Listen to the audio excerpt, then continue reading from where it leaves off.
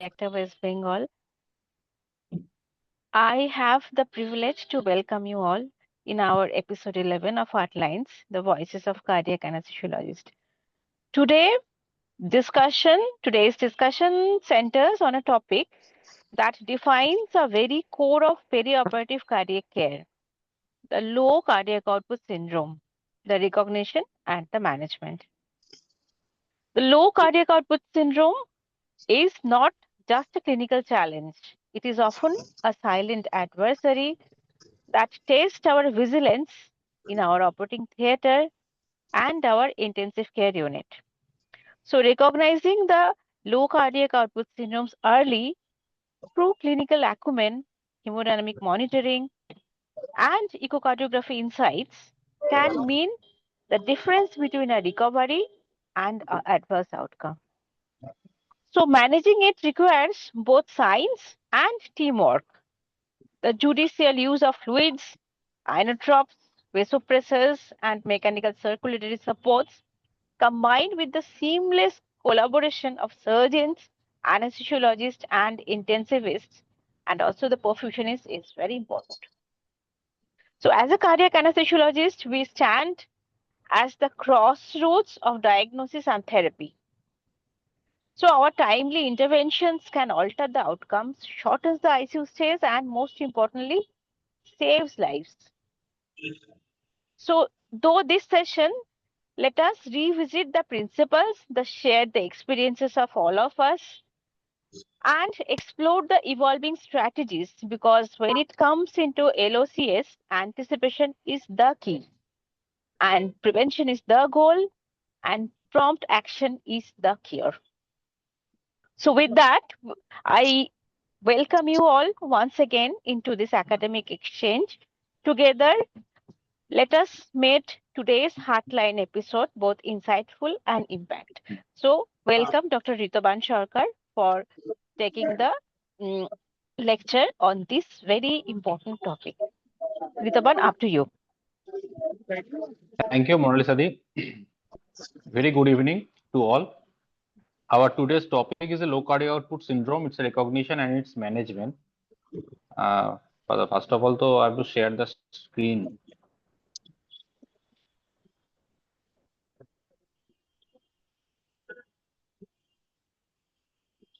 Just a minute.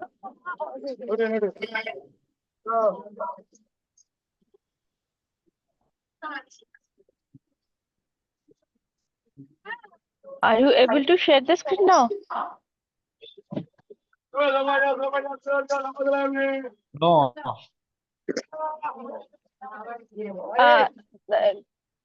You please, you can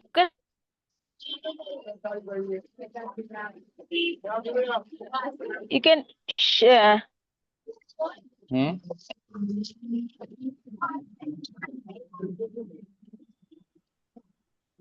আসছে না তো দেখো এবার মনে হয় আসবে এখন তো দেখা যাচ্ছে যে শেয়ার করা যাচ্ছে তুমি আমাকে হোয়াটসঅ্যাপ করলে আমি এখান থেকে করে দিতে পারবো আচ্ছা আচ্ছা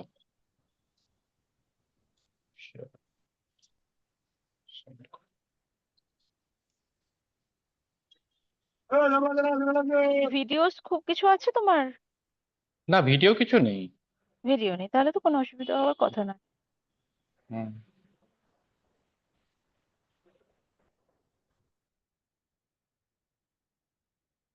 ওখানে দেখা যাচ্ছে না না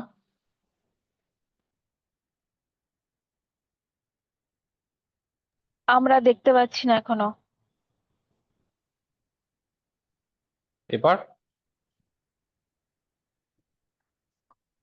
না না না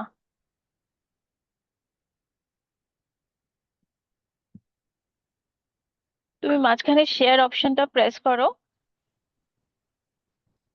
তারপরে স্ক্রিন লেখা আছে উপরে সেটা প্রেস করো করলে তোমার যেগুলো খোলা আছে ওগুলো চলে আসার কথা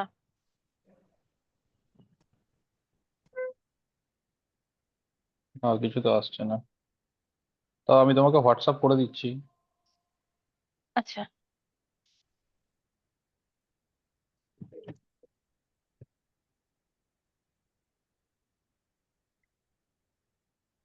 পাঠিয়ে দিয়েছি। আচ্ছা দেখ।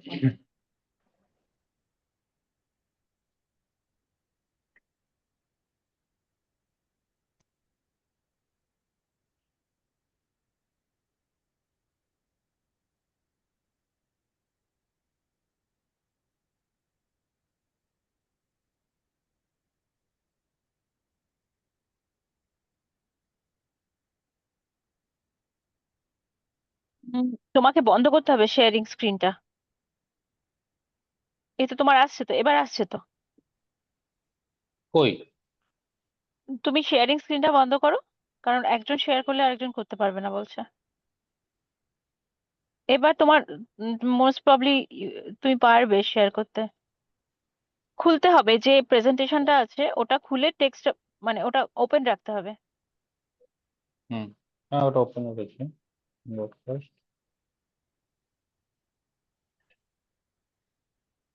হুম, ওপেন করা আছে। দেখো এবার শেয়ার স্ক্রিন করো।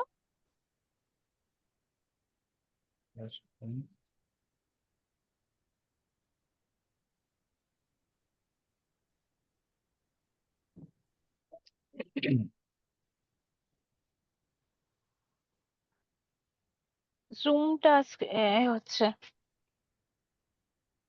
হ্যাঁ, জুমটাই তো ঘুরছে। তো দেখা যাচ্ছে ওটা? না, তার মানে প্রেজেন্টেশনটা ওপেন নেই, জুমটাই ঘুরছে শুধু। ও, প্রেজেন্টেশন তো ওপেন করলাম।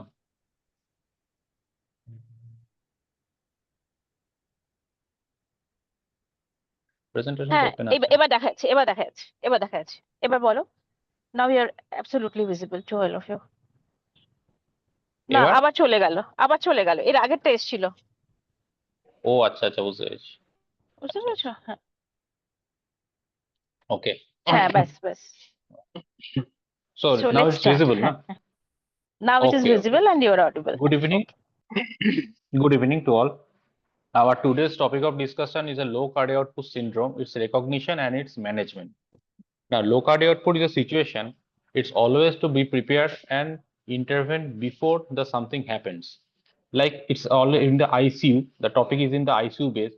So whenever we get the patient in the ICU, like we're having the poor peripheral perfusion, like pale extremities, diaphoresis, signs of pulmonary congestion like poor oxygenation, saturation is quite close to the 90%, impaired renal function, patient having 20-30 ml of urine passing in last 2 to 3 hours, or in the persistent metabolic acidosis, we have to be very much alert that the patient may go on the low cardiac output stage. Now, as per definition, it's the decrease in the cardiac index to less than 2.2 liter per minute per meter square and requiring inotropic agents or mechanical circulatory support to maintain the systolic pressure more than 90 and the cardiac index more than 2.2. Now, intervene before at the first sign or the clinical manifestations or low output. So beforehand in the ICU, we have to be whenever we taking the handover, the risk factor of LCOS must be in keep in our head, like some preoperative factors like advanced age, malnutrition, or the low BMI, patient having diabetes, chronic kidney disease, LV systolic dysfunction, already EF is less than 40%, recent MI, having pre-existing diastolic dysfunction, so abnormal lab values like raised BNP level or preoperative some inflammatory markers like CRP high or TC high may not be due to infective reason but may be ongoing heart failure or ongoing MI on there. Operating factor definitely patient having the long duration of aortic cross-clamp more than 90 minutes or CPB duration. Emergency surgery undergoing emergency CABG having the redo surgery and CABG with incomplete revascularization that surgeon is incompetent unable to do any graft of the important areas or competent or concomitant CABG with valve operation, mitral valve surgery are very much risk to go to LCOS.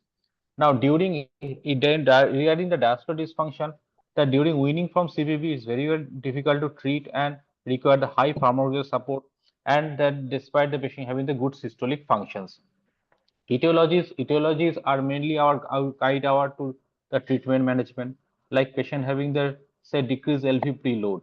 Maybe most commonly the patient is hypovolemic state, patient is bleeding, so we have to give the volume infusion to the patient.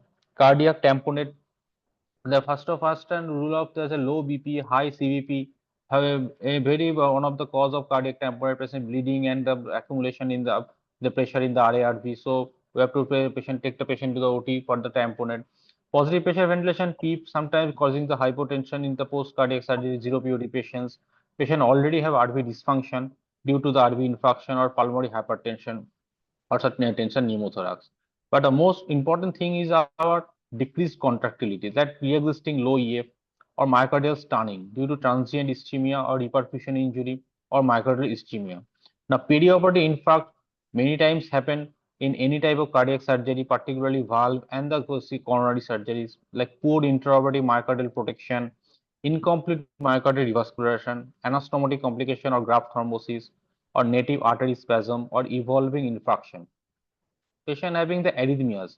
In some patient have a run of VT or there is a certain ventricular ectopy is frequently coming. So any arrhythmia should not be ignored. They have to be treated or the why this arrhythmia is present must have come to notice. The increased afterload situation like patient is cold, clammy, hypothermic, vasoconstricted stage should be managed. Now, diastolic dysfunction definitely all every patient have diastolic dysfunction in various types of grades, so this has to be keep in mind. Some syndromes will cause cardiovascular instability, but particularly those are happen in the inside the OT, like patient having on sepsis, anaphylactic reaction due to drugs, adrenal insufficiency. Rare case if the patient having the pre-op steroid due to rheumatoid arthritis or SLE, they have some tendency to have severe hypotension and protamine reactions. Now, recognition. The clinical assessment and the continuous evaluation of invasive monitoring required for appropriate therapeutic intervention to be undertaken before these signs become apparent. Cold, clammy extremity of the patient, there's a low urine output, they have a drowsy type of patient. So the clinical evaluation is always important. Day-to-day life, we do not have the cardiac output monitor, which is giving you the actual picture of the what is the cardiac index, what is the SVR, what is the PVR. We'll go with our ECG. That's what is the rate, what is the rhythm, any non-sinus rhythm, there is slow junctional is going on, or there is a non-sustained VT is going on.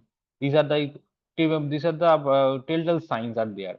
In case of arterial blood pressure, we always have invasive blood pressure. Now, invasive blood pressure waveform is also important. There is a very constricted waveform, or they very much dilated, or pressure is low, MAP is low. Filling pressure, always we look for the filling pressure before giving the fluids or volumes, like we have either CVP or the PA catheter. PA catheter, not scientifically not such much proven, but in this case, PA catheter having the continuous mixed venous oxygen saturation monitoring, or intermittently if you do the mixed venous saturation, that will indicator of the patient is dipping or not. Continuous cardiac output monitoring, if the specialized PAC, PA catheter is present, then you can get continuous cardiac output measurement and RV function measurement all done. But usually those are not available in any type of ICU which we are working day-to-day life. The ABGs, the any pH less than 7.3 always come into the mind with a lactate level 3, 4, 5, 6, 7, 8. It's a rising trend that has to be intervened. And ultimately, we have to do the echo, transthoracic, or if the patient is intubated, ventilated, do a TE and assess the cardiac function. It assesses that is there is any impending tamponade situation, any collection over the RARV, or there's a ventricular function, there's a diastolic volume of the right ventricle, left ventricle, the contractility is it decreased or not, development of the MR, this has to be coming to the notice. Now, management of low cardiac output syndrome. If you suspect that there is something, first of all, the non-cardiac some issues have to be managed first. Like patient having the respiratory causes that there's a high ventilation is not properly occurred, there's a PCO2 is high, PO2 low, needs some bagging suctioning. So those are things initially managed. Potassium is 2.9 and some electrolyte disability have to be managed first. Treat ischemia or coronary spasm. In many of centers are doing some arterial grafts, lima edema, radial grafts. So always have keep in mind that the low dose of nicorandil or G10 infusion may have treated the disease of spasm. But whenever we are treating any hypotensive patient, the preload optimization is very important, keeping the CVP 10 to 12 or OH pressure 12 to 14 desirable. And the heart rate comes to 90 or 80 to 90 beats per minute, and preferably sinus rhythm, or we have a pacing opportunity, then give dual chamber pacing or atrial pacing to increase the rate is very important. Control the arrhythmia. And if you found that the patient is not improving your volume infusion, you have to start inotropes with a cardiac index less than 2. And if the pressure is high, we have calculated if you lucky enough to measure the SVR, so then you can start some dilators for the reducing the SVR. Now, if you have during the volume infusion, if you have a hematocrit less than 22, you can transfuse because ultimately you have to increase the DO2. And refractory to pharmacological management, I will come on to pharmacological management. IIBP is always a better option, and then further other things. Regarding the inotropes, after we giving the volume infusion, we identify that there's a problem. We give the crystalloid or colloids or albumin, blood, whatever we have. We keeping our preload optimized. We have to start the inotropes. But one of the important thing in the inotrope that all the inotrope will increase the myocardial oxygen consumption. It will causing tachycardia, arrhythmia. It will cause excessive peripheral vasoconstriction, coronary vasoconstrictions, beta regulation, down regulation, decreased drug efficacy, any bad, all the bad things will happen with the higher doses of drugs. Inotrope like our catecholamines, our epinephrine, norepinephrine, our dopamine, dobutamine, phosphodiesterase inhibitor, milrinone, which have a very important role in the LCOS to some extent, and levosimendan also there, or pulmonary vasodilator when patient having the pulmonary hypertension, pre-existing pulmonary hypertension due to various reasons are can be used. Now, there's nothing to say about the epinephrine. There's a potent adrenergic agonist. There's a positive inotropic effect, perfusion, and it improves the perfusion pressure, starting with the 0.03 to 0.05 mics per kg per minute and up to zero point 0.1. Whenever you reach the 0.1, hold for a second. You don't increase the epinephrine further. It will not go give small more any improvement. Non-epinephrine, the potent beta 1 and alpha 1 effect, that's a preserved coronary perfusion. It's not increasing the heart rate to some extent. It's favorable in case of ischemic myocardium because it increases the diastolic pressure and the mean arterial pressure. Dopamine, in case of our cardiac setup, dopamine in the low dose, in the high dose is not so much value at present. Rather than our dobutamine, which is a beta 1 agonist property, it decreases the diastolic it improves the cardiac output, reduces causing the cardiac chronotropic effects. The best drug in this scenario are phosphodiesterase inhibitors. Whenever we have a mean arterial pressure is close to 60, we can start with our milrinone. That's a magic drug. There's a non-glycosidic, non-sympathomatic drugs have a positive inotropic effect independent of the beta 1 receptor effect, and it's very unique. It's not very similar to our other nitrodilator. It increases the myocardial contractility, both left and the right side of the ventricle, pulmonary vasodilation, the resolution and prevents low dose of milrinone is always effective in case of coronary surgeries because it prevention of ischemia. Now, PD inhibitors, various type inhibitors are used to increase the cardiac output. It decreases the pulmonary capillary wedge pressure, decreases the SVR and PVR in patient with biventricular dysfunction, and the important therapeutic approach in post-operative cardiac surgical patients. In case of we have a PD3 inhibitor like milrinone and we get a good response, we can still give the oral medicines of prostacyclins, or we have PDE5 inhibitor also. And if there is already pre-existing severe PH for some reason, endothelin antagonist can be used. But the main thing is the combination of therapy. We have a LCOS patient, we optimize the preload, and then we say we have to give, we start a combination of therapy with a catecholamine and a phosphodiesterase inhibitors. Now, this significantly increased CMP level in patients with beta 1 down receptor down regulation patient. These are very effective in treating the patient with the postoperative ventricular dysfunction.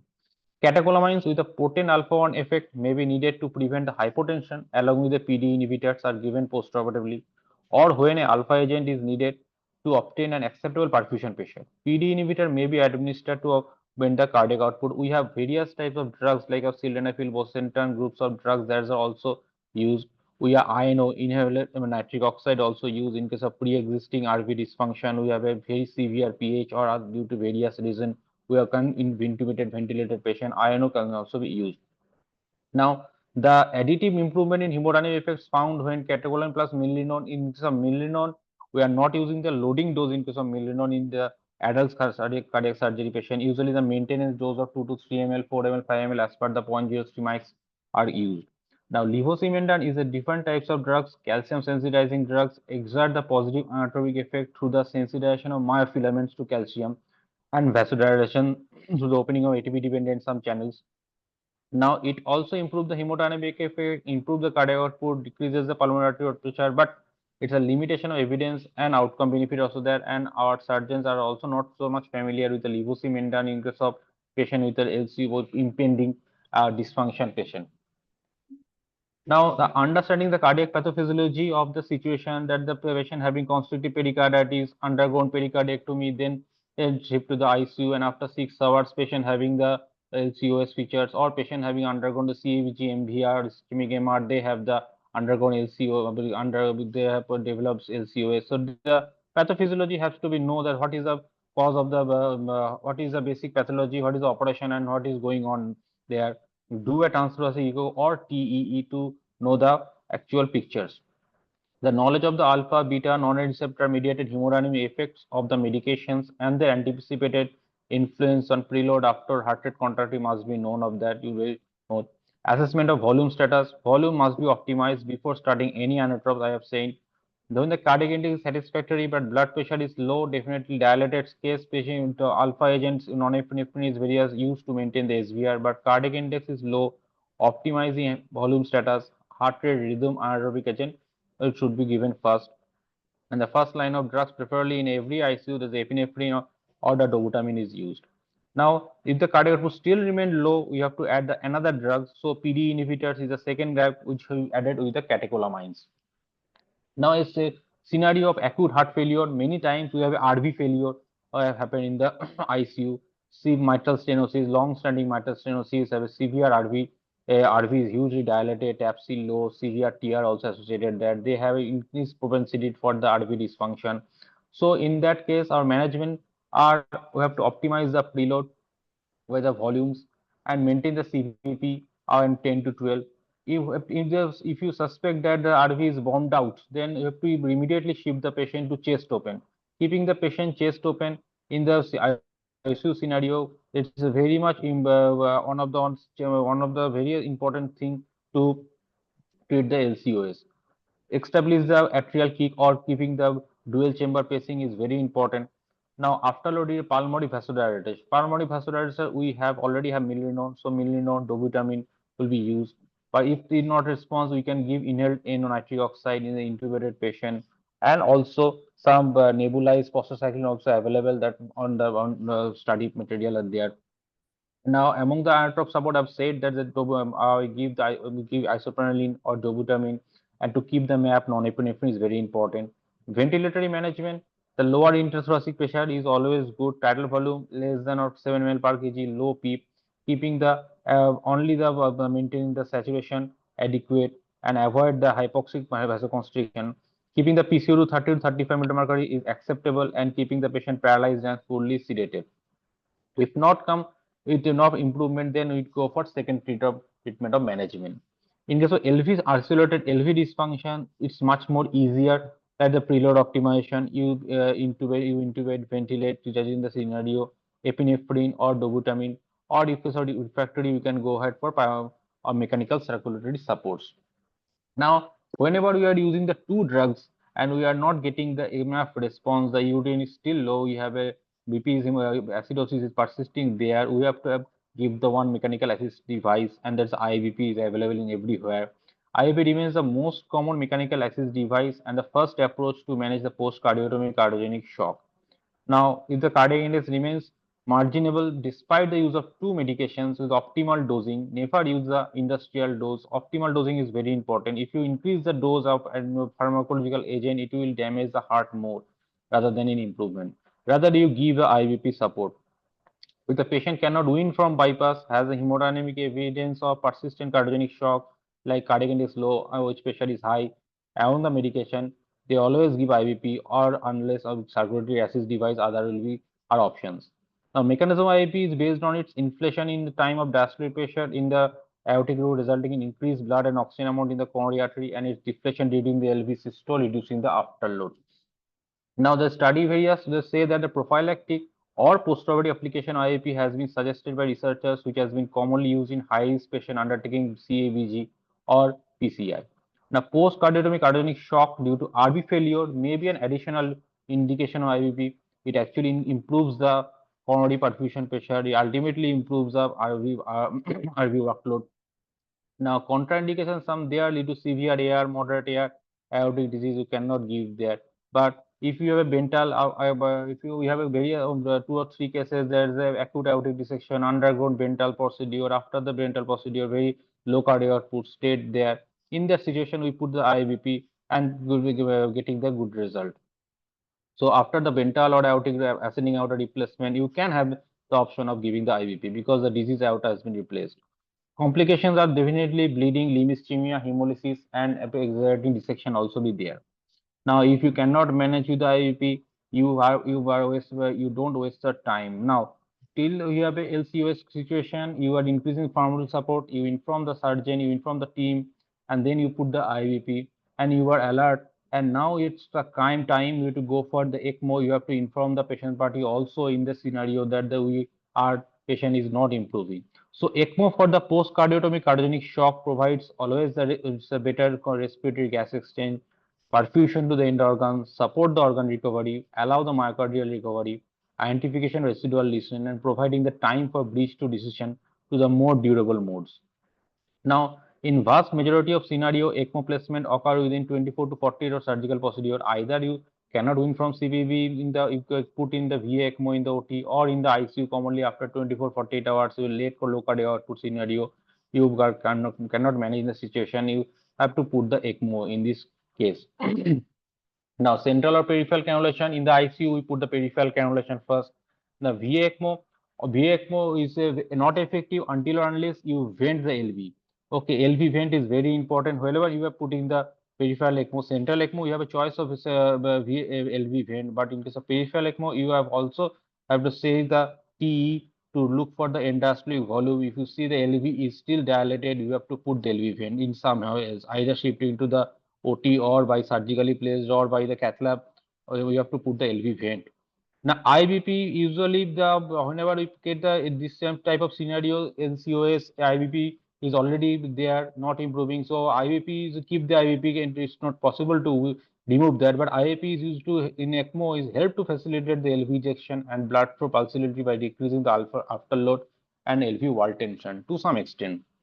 Now, VECMO in cardiac surgery is common, but its application depends on the cardiac surgeons and each center's policy and experience is very much financial burden to the patient parties also. So, being an invasive procedure, it's a resource consuming and associated many morbidities. The decision to initiate post-cardiac VECMO is challenging to the surgeon to avoid unnecessary early mechanical support, hoping that the clinical condition will improve by maximum medical therapy. Sometimes surgeons are very keen to if now it's okay we can continue of that, but we have to keep in mind Indian parties also that we are in the dilemma that this is a situation may need ECMO to maximize minimize the odds outcome. ECMO should be initiated before the irreversible impaired tissue perfusion and multi-organ injury. You have a lays very much sky high lactate derange LFT, renal parameter derange, so do not go in that scenario. Put the organ support first. The complexity of the patients undergoing cardiac surgery due to the pre-operative risk profile, systemic effects of cardiopulmonary circulation, and operative complications makes the time to initiate VECMO very challenging. What operation they have done? The article or every article as per there are some so far various type of timing and various study they have found that the appropriate time of VECMO is very important to get a good outcome. Intraoperative ECMO always have a very good outcome rather than the postoperative in the ICU stage. Now, I'm not going details of the cannulation flow, other things of that, ECMO circuit initiated and circuit flow, sweep gas flow. Everything is been taught in the various ECMO classes. So I'm not going details of that. Now, ventilation management, patient LCOS. Now, goal is to always improve the PaO2 or oxygenation. So, mechanical ventilation, reduce the work of breathing. So, if you can, patient is if not intubated in the ICU, intubate, ventilate, improve the DO2 through through its effect on cardiac output and improve the oxygen supply demand relationship. If you have a right ventricular or biventricular failure, there is a airway increase in the airway pressure caused by the ventilator support should be kept in minimum and compatible with the acceptable gas exchange. So avoidance of the high P and high your tidal volume avoid. So minimum 7 ml, 6 to 7 ml per kg or less. Keeping the low acceptable tidal volume PCO to 30, 35, 35 to 40 range is good enough. And the breathing modes, patient should not struggle in the breathing mode, we are not paralyzing regularly. We are giving a good amount of sedation and spontaneous efforts, intermittent mandatory ventilation, pressure support of CPAP may be considered, which is comfortable. In isolated LV failure, ventilator support is always improve your cardiac function by your PEEP with in patients with increased LV filling pressure, MR, reversible ischemic dysfunction improve from the LV afterload reduction, which is caused by your positive pressure ventilation. Various newer mode ventilation are there like cardiac cycle specific, high frequency jet and air pressure releasing ventilation. Whatever you are comfortable, you can go at that and actually provided that you have a good amount of oxygenation there. Thank you.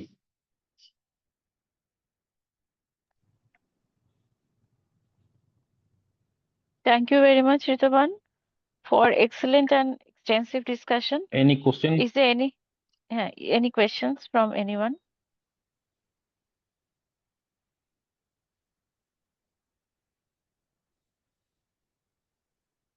Saikat the?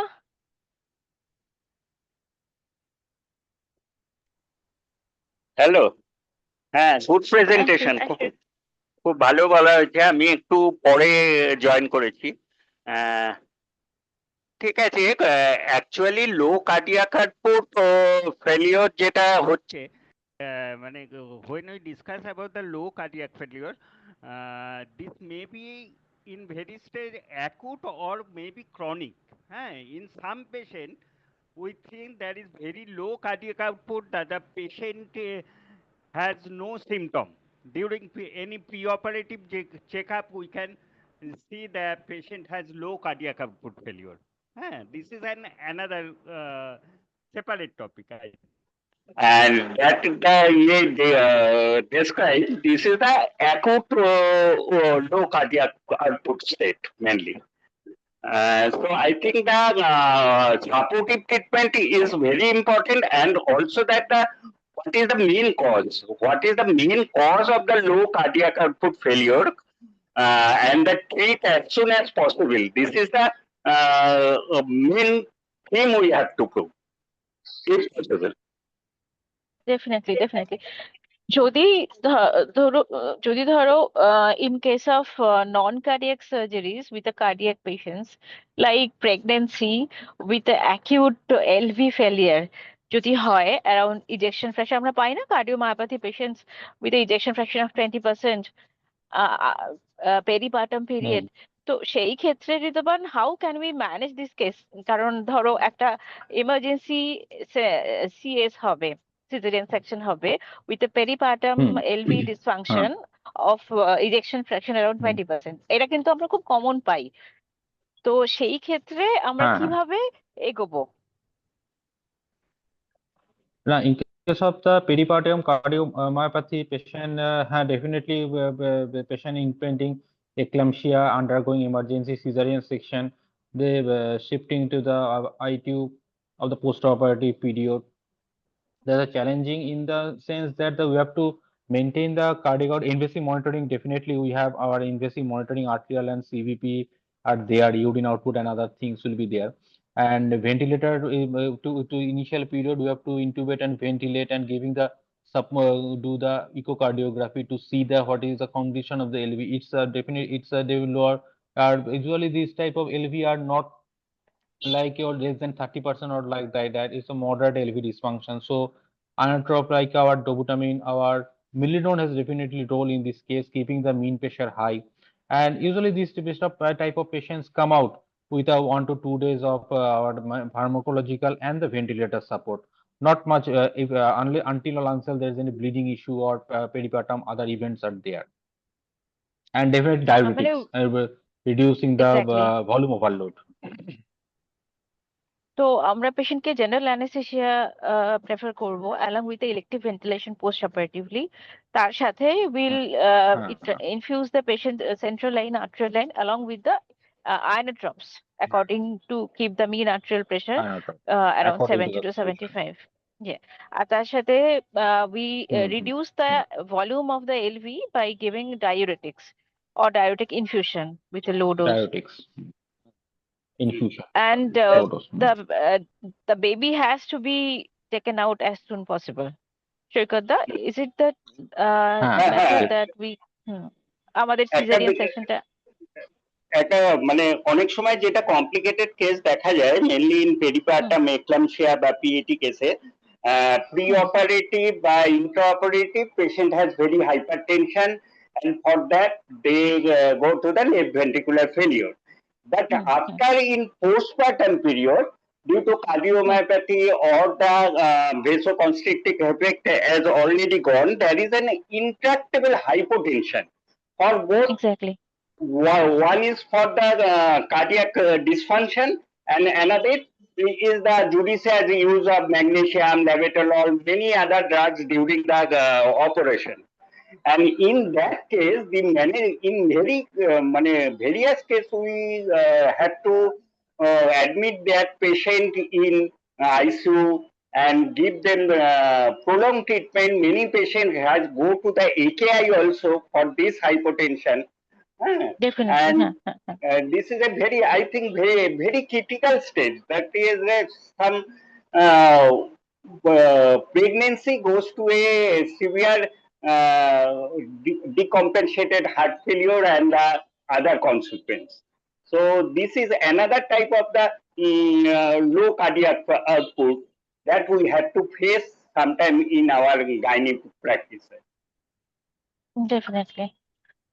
And there is another question from Deepti Moy. Can you please summarize the situations where re-exploration to be considered, and how fast should one act on such situations? Can you please Rituban, please. summarize the situation where re-exploration to be considered? Re-exploration means something why he should be Diptimoy must be telling that the patient is bleeding or patient having significant collection. If you are suspecting the cardiac, in the case of low cardiac variety, I previously said that the cardiac tamponade has to be ruled out first. That you have a higher CVP, initially you have a drop in the urine output, then gradually the Hmm. drop in the blood pressure. You infusing the crystalloids, infusing the blood, BP is improving, then gradually again decreasing. And the fund scientifically found that the CVP is 16, 17 or else, and BP Hmm. is still in the 80s. You put the TE probe and see that there is a significant collection there, or there may not be collection but patient is bleeding. You do a chest x-ray and found that there is a left pleura is full of bloods are there, left pleura, right pleura, anything, the full of blood is there. So in that scenario you already have the 80 pressure or 70 pressure. Increase the NODAD, increase the vasopressor in whatever your adrenaline, noradrenaline, reduce other drugs, and you gradually take to the OT. It's not in the impending arrest situation, so you have to you have either 10 to 15 minutes. Every hospital has a ICU and OT coordination, so you arrange 2 units of PRBC and shift to the OT, inform the surgeon, and then the re-exploration has to be done. Usually re-exploration needs the two amount of blood maximum of the scenario. But the vigilance is very important in the ICU, in the post cardiac surgery, particularly. Anything is happening which out of the fashion is keep on the mind. Any arrhythmia which is going on benign, but it may be become malignant, or any patient having persistent hypotension and it's responsive, but again after 1 hour is hypotensive. Always keep an eye on that. The patient may have to go into danger into the LCOS scenario. Definitely, definitely. Rituban, is there any role of albumin there? Albumin, yes, usually due to the financial constraint, we do not use albumin in all the patient, but definitely patient chronic heart failure, patient having the required some volume infusion status rather than giving the blood or blood products. So if definitely we using the albumin 100 ml, 20 ml per kg infusion in once daily or twice daily. That will definitely have various roles.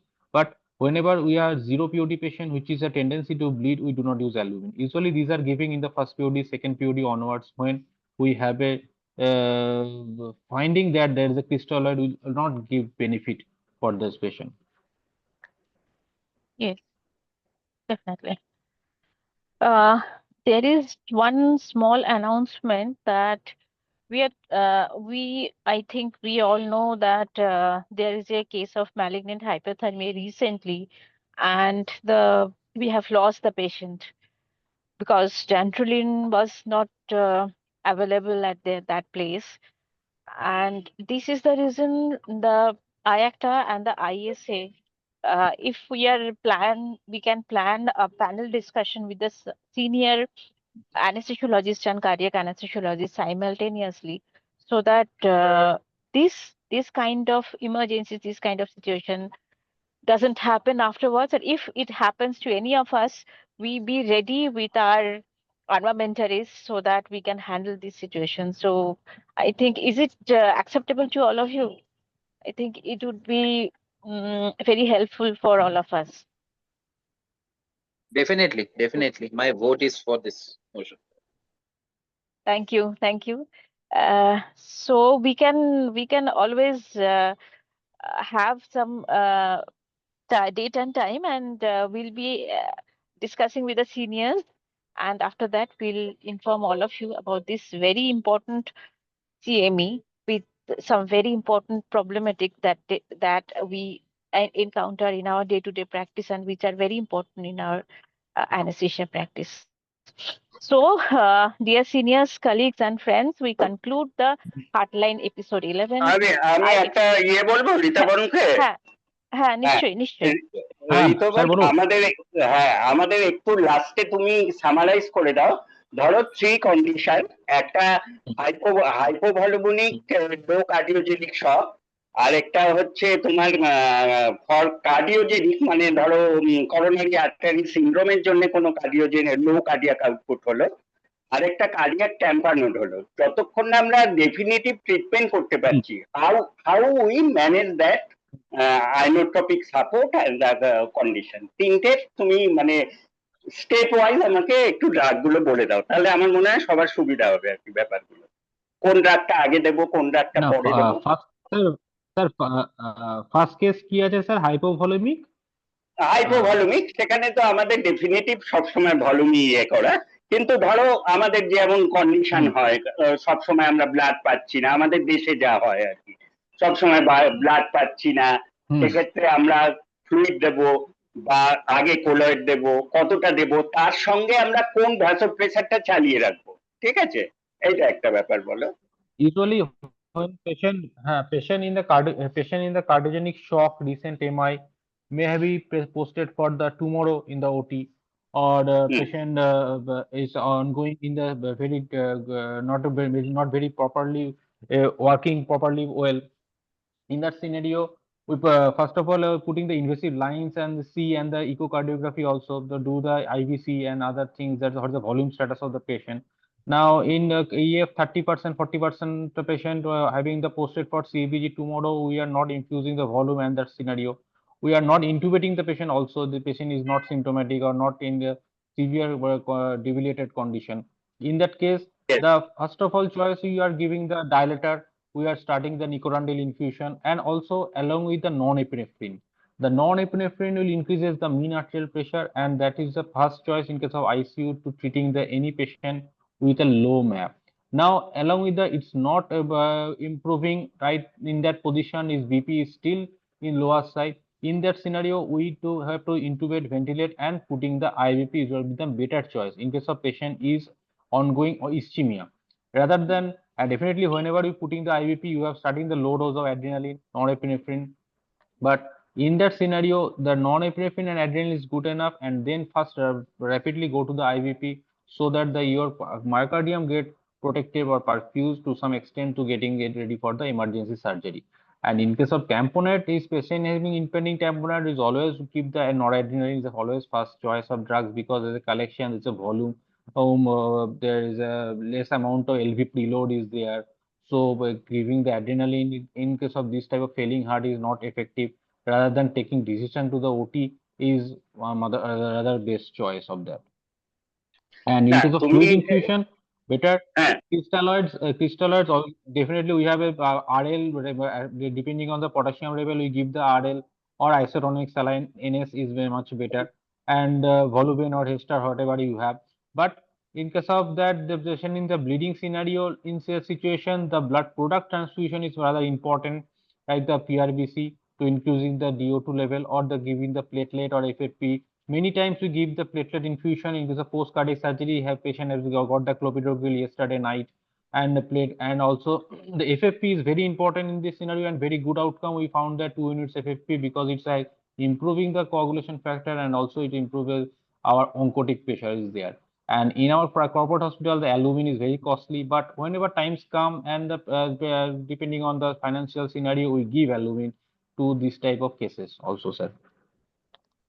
ওকে, না আমি বলছি cardiac ট্যাম্পানোডে তুমি কি নরঅ্যাকটাকে প্রথম ইয়ে করছো না ডোবুটামিন দেবে আগে? না না, কার্ডিয়াক ট্যাম্পোনেট যখন হচ্ছে স্যার তখন তো নরঅ্যাড দিয়ে আমাদেরকে মিন প্রেশারটা রাখতে হবে, না হলে ডোবুটামিন দিলে তো আরো আপনার প্রবলেম বাড়বে না, আর তাড়াতাড়ি না ওটিতে তুমি শিফট করতে হবে। না আমি ওটিতে শিফট করছো বা সেইটুকু সময়ের জন্য আমি বলছি। তুমি যদি নরঅ্যাক দাও তাহলে তো আরো ভেসো কনস্ট্রিকশন হচ্ছে। Cardiac is already against resistance okay pump করতে হচ্ছে। বুঝতে পারছো আমি কি কথাটা বলছি? কার্ডিয়াক আউটসাইডে প্রেসারটা তো অনেকটা বেশি আছে। আমি তো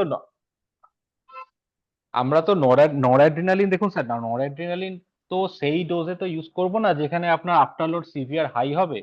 ডেফিনেটলি নরঅ্যাড্রিনালিনের সাথে হয়তো অ্যাড্রিনালিন দিলে কিছুটা এফেক্ট আমাদের বাড়বে, মিন প্রেশারটা আমাদের বাড়বে, মানে to some extent keeping the systolic pressure 70 to 80 is acceptable. Dobutamine এই সিচুয়েশনে আমাদের কখনো ইউজ করি না because ultimately it will be causing the hypotension in this scenario because patient having a low preload rate. So giving the low adrenaline and noradrenaline to some extent, keeping the map is close to 50-60, and we know that the patient is cardiac tamponade, so that will be good enough for taking the next step of decision. Okay, thank you.